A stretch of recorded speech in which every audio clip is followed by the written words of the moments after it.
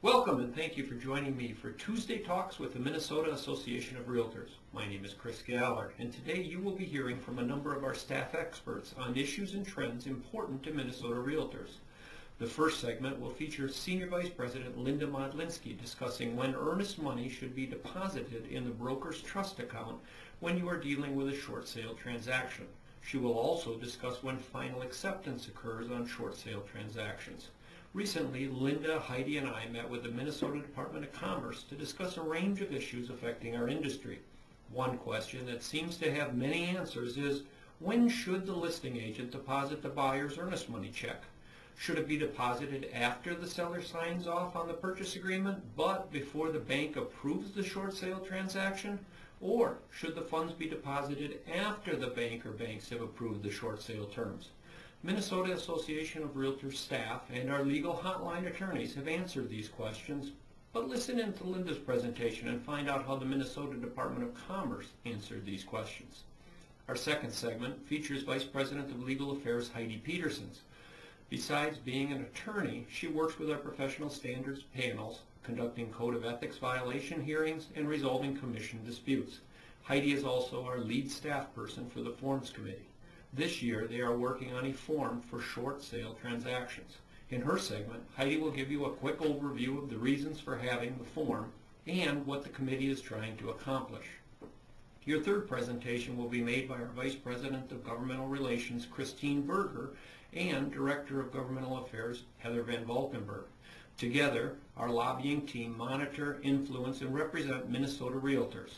Their day-to-day activities include meeting with legislators and their staffs, building coalitions, following legislation for real estate implications, formulating policy alternatives for legislative consideration, and of course testifying in the House, Senate, or an array of other venues where Minnesota Realtor interests are being challenged or modified.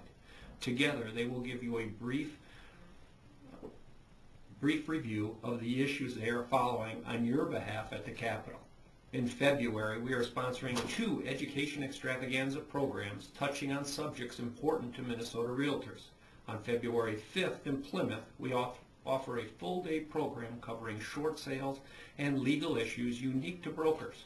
On February 17th, we are partnering with the Realtor Association of Southern Minnesota to bring you again the short sale program and another program on real estate marketplace issues. The last CE plug I'll make today is our annual Legislative Impact Day. Many of you know it as LID. This year's program is being held on March 19th, and the format has been revamped thanks to comments from members and our local association partners. We'll begin the day with a legislative briefing by our governmental affairs staff. We'll then board buses and head to the Capitol for the Minnesota Realtor Rally on the Rotunda. At the rally, we're expecting to hear from Governor Pawlenty and Minnesota's House and Senate leaders. Following that rally, there will be appointments with Minnesota House and Senate officials so you can tell your elected official what you feel about the issues and help them when they consider them this session.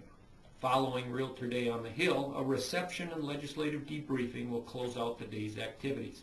Additional information on these and other CE offerings can be found at the Minnesota Realtor website.